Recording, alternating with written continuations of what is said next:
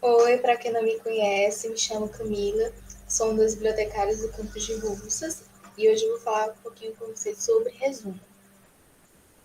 Compartilhar aqui com vocês a minha tela.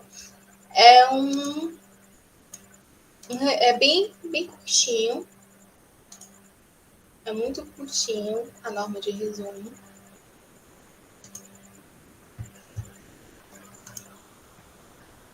Pronto, vou falar aqui um pouquinho. O que é o resumo, né? O resumo é um elemento obrigatório do TCC de vocês. É uma apresentação concisa dos pontos relevantes do documento, fornecendo uma visão rápida e clara do conteúdo e das conclusões do trabalho. Deve ser acompanhado das palavras-chave, que são palavras representativas do conteúdo do trabalho, né, escolhidas, preferencialmente de vocabulário controlado. Devem ser indicadas no mínimo 3 palavras. O resumo deve ser elaborado conforme a norma, né? Essa norma que eu estou apresentando para vocês, a 6028, que sugere o uso do resumo informativo dos trabalhos acadêmicos, que contém objetivos, metodologias, resultados e conclusões.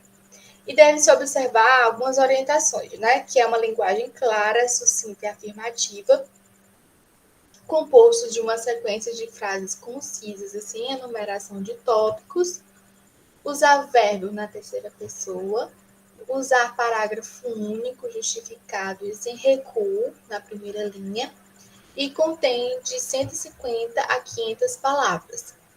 Evitar símbolos, contrações, reduções, equações, diagramas e fórmulas que não sejam de uso corrente, assim como comentário pessoal, críticas ou julgamento de valor.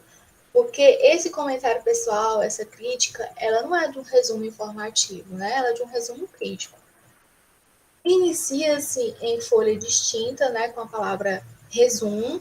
Ela fica na margem superior, em letras maiúsculas em negrito, fonte 12, sem indicativo numérico e centralizado. Né? O texto aqui, ressaltando, né, o texto do resumo deve ser digitado em espaço 1,5 de entrelinhas e fonte de tamanho 12 justificado.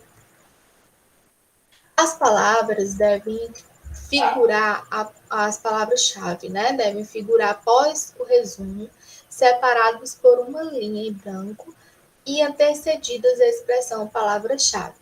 Devem ser separadas entre si por ponto e vírgula, finalizadas por ponto e grafadas com as iniciais em letras minúsculas, com exceção dos substantivos próprios e nomes científicos, em fonte 12, espaçamento 1,5 de entrelinhas e justificado.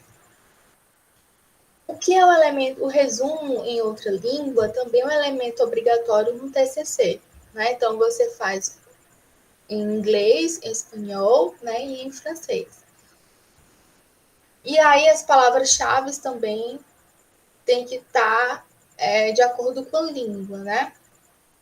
Como aqui, o resumo da língua estrangeira deve ser acompanhado das palavras no mesmo idioma. E aparece após o resumo, no idioma do texto, né, que no caso da gente é em português, e em formato idêntico. Inicia-se na folha, página distinta, né, do mesmo jeito o do resumo em português, a mesma coisa do inglês, do francês, do espanhol, é a mesma estrutura, só que em outra língua, né? As palavras-chave em outro idioma devem figurar após o resumo em outro idioma, separados por uma linha em branco e antecedidas com a expressão palavra-chave em idioma equivalente.